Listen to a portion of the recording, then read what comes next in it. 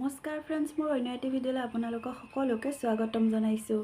Friends, আজি যিটো video' প্ৰস্তুত কৰিব গৈ আছোঁ সেইটো ষ্টুডেণ্টসকলৰ বাবে, যিসকল ল'ৰা ছোৱালীক ধৰি লওক ক্লাছ 1ৰ পৰা একেবাৰে পষ্ট গ্ৰেজুৱেটলৈকে পঢ়ি আছে। ধৰি লওক ক্লাছ 1ৰ পৰা এইটো এপ্লাই কৰিব পাৰিব, আৰু কোনসকলে এপ্লাই কৰিব পাৰিব আৰু কোনসকলেনো কোনসকলক চিলেকশ্যন কৰিব আৰু কেতিয়াৰ পৰা এপ্লাই কৰিব স্কলাৰশ্বিপটোত, সেই বিষয়ে আজি এই ভিডিঅ'টোত আলোচনা কৰিম। গতিকে আৰু এই স্কলাৰশ্বিপটো এটা নহয়, দুটা নহয়, তিনিটাকৈ স্কলাৰশ্বিপৰ বিষয়ে আজি আলোচনা কৰিম। গতিকে আপোনালোকে যদি ভিডিঅ'টো চাই আছে তেন্তে প্লিজ লাইক এটা কৰি দিয়ক, আৰু যদি প্ৰথমবাৰৰ বাবে চাই আছে তেন্তে প্লিজ ছাবস্ক্ৰাইব কৰি দিব।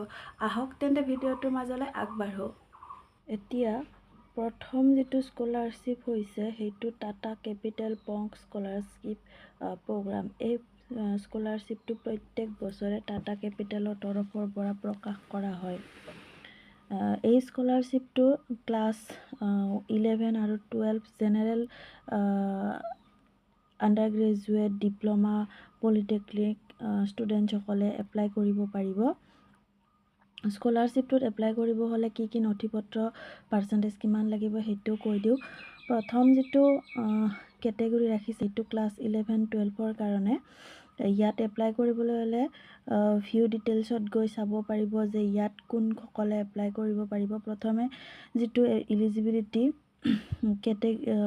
ক্ৰাইটেৰিয়াখিনি ৰাখিছে সেইটো হৈছে student studying in class 11 or class 12 at recognise educational institution in India can apply.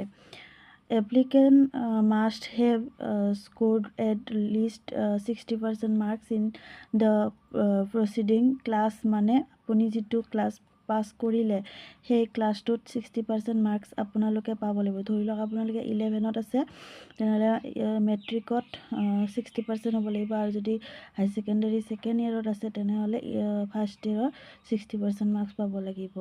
The annual family income of the applicants from all sources must be less than or equal to 2.5 lakh. মানে আপোনালোকে যিটো annual family income সেইটো 2.5 লাখৰ ওপৰত যাব নালাগে, হয়তো তাৰ তলত বা তাৰ ধৰি লওক 2.5 লাখ হ'ব লাগিব। বেনিফিটছ কি পাব সেইটো কৈ দিওঁ। আপোনালোকৰ যিটো কোৰ্চ ফিজ থাকে 80%, ধৰি লওক 80% তেওঁলোকৰ দ্বাৰা পে' কৰা হ'ব, বা 10,000 টকা এটা তেওঁলোকৰ তৰফৰ পৰা দি দিব। তো এইখিনি হ'ল বেনিফিটছ। ডাটা কি হ'ব সেইটোও কৈ দিওঁ। প্ৰথমে কৈ দিওঁ যে টাটা কেপিটেল পংক স্কলাৰশ্বিপত আটাইকেইটা স্কলাৰশ্বিপতে এপ্লাই কৰিবলৈ হ'লে একেইকেইটা ডকুমেণ্টছৰ প্ৰয়োজন হ'ব। প্ৰথম লাগিব ফটো, আইডেণ্টিটি প্ৰুফ, মানে আধাৰ কাৰ্ড লাগিব। তাৰপিছতে পাছপৰ্ট চাইজ ফটো লাগিব। ইনকাম প্ৰুফ চাৰ্টিফিকেট আপোনালোকক প্ৰয়োজন হ'ব। প্ৰুফ অফ এডমিশ্যনৰ প্ৰয়োজন হ'ব, যেনে স্কুল কলেজৰ ID কাৰ্ড, তাৰপিছত বন'ফাইড এটচেট্ৰা। কাৰেণ্ট একাডেমিক ফিজ ৰিচিপ্টখন প্ৰয়োজন হ'ব পাৰে। Bank of the details of the scholarship applicant, মানে আপোনালোকৰ নিজৰ পাছবুক লাগিব। কেঞ্চেল চেক হ'লেও হ'ব কৈছে। Marksheet or grade cards of the preceding class, ধৰি লওক আপুনি HS ফাৰ্ষ্ট ইয়েৰত পঢ়ি আছে তেন্তে মেট্ৰিকৰ যিটো মাৰ্কশ্বিট সেইটো দি দিব। ডিজিবিলিটি এণ্ড ইষ্ট চাৰ্টিফিকেট জেনেৰেলৰ বাদে বাকী যিসকল আছে কাষ্ট চাৰ্টিফিকেট দিব লাগিব, জেনেৰেলৰ নিদিলেও হ'ব। গতিকে এইখিনি নথি পত্ৰ দৰকাৰ হ'ব। ইয়াৰ পিছৰটো হৈছে diploma, polytechnic and general graduation যিসকলে কৰি আছে তেওঁলোকৰ কাৰণে।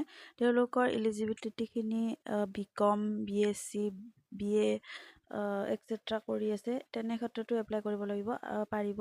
আৰু তেওঁলোকৰ ইলিজিবিলিটি খেতিও একে আগৰটোৰ নিচিনাই, আপোনালোকে পঢ়ি ল'ব। আৰু ইয়াৰ পিছৰটো হৈছে স্কলাৰশ্বিপ হৈছে HDFC বেংক প্ৰতিভাছ ECSS প্ৰগ্ৰাম। এই স্কলাৰশ্বিপটো কামিং চুন দেখাই আছে, আৰু স্কলাৰশ্বিপটো অতি সোনকালে মুকলি কৰি দিব। এই স্কলাৰশ্বিপটো ক্লাছ 1ৰ পৰা পোষ্ট গ্ৰেজুৱেশ্যনলৈকে এপ্লাই কৰিব পাৰিব আৰু এইটো জুলাই শেষৰলৈকে ষ্টাৰ্ট হ'ব আৰু প্ৰথমটো যিটো সেইটো আপোনাৰ আগষ্ট ছেপ্টেম্বৰ মানত ষ্টাৰ্ট হৈ যাব। আৰু ইয়াৰ যিখিনি ইলিজিবিলিটি সেইখিনি সিহঁতে দি দিছে। The students must be currently studying in class 1 to 12 or